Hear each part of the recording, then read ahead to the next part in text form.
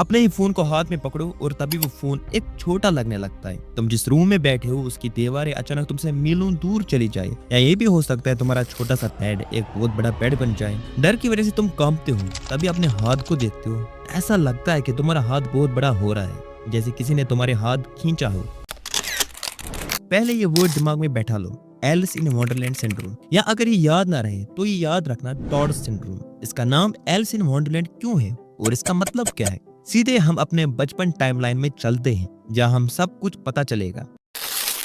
Lewis carol की उस famous कहानी में एलिस एक जादू पानी पीती है और बड़ी बनती है, फिर वो केक खाकर एकदम छोटी होती है। हमने ये बचपन में कहानी किताबें में पढ़ी है, पर हमें उसका असली सच नहीं पता कि आखिर ये लिखी क्यों गई। रिसर्च मानते हैं कि जो कहानी के जो राइटर थे उसे ये खुद सिंड्रोम था, इसलिए उन्होंने ये सब इतने बेहतरीन अंदाजे से लिखा है।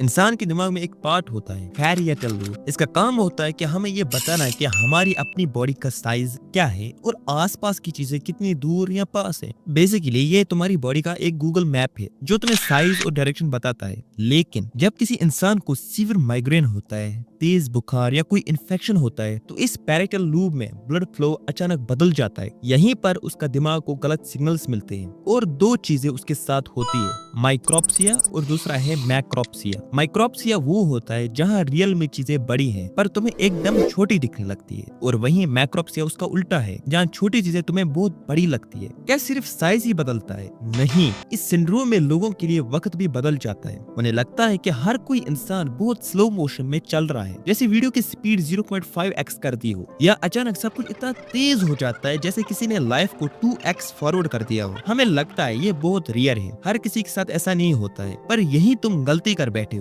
बहुत सारे बच्चे अपने बचपन में इसी चीज से गुजर चुके हैं। वो डर या शर्म की वजह से किसी को नहीं बताते, क्योंकि उन्हें भी पता है कि लोग उन्हें पागल समझेंगे। ये कोई परमानेंट पागलपन नहीं है, ये बस माइग्रेन या फीवर के वक्त एक आने जाने वाला टेम्पोररी दिमागी बीमारी है। जैसे ये बुखार या दर्द ठीक होता है, दिमाग वापस नॉर्मल साइज पर आ जाता है। जरा गौर करो, हमारी पूरी रियलिटी इस बात पर टिकी हुई है कि हमारा दिमाग हमें क्या दिखा रहा है। एक छोटा सा टेम्पोररी गलत सिग्नल तुम्हें अपना घर, तुम्हें एक वंडरलैंड लगने लगेगा। क्या तुमने कभी बचपन में ये बुखार के वक्त ऐसा कुछ फील किया है जहां लग रहा हो कि रूम की दीवारें अचानक बहुत दूर चली गई हैं? मुझे नीचे कमेंट्स में जरूर बताना। मेरी प्योर और ओरिजिनल रिसर्च वाली साइकोलॉजी कंटेंट के लिए वो सब्सक्राइब बटन अभी के अभी दबा दो ताकि भाईचारा बना रहे।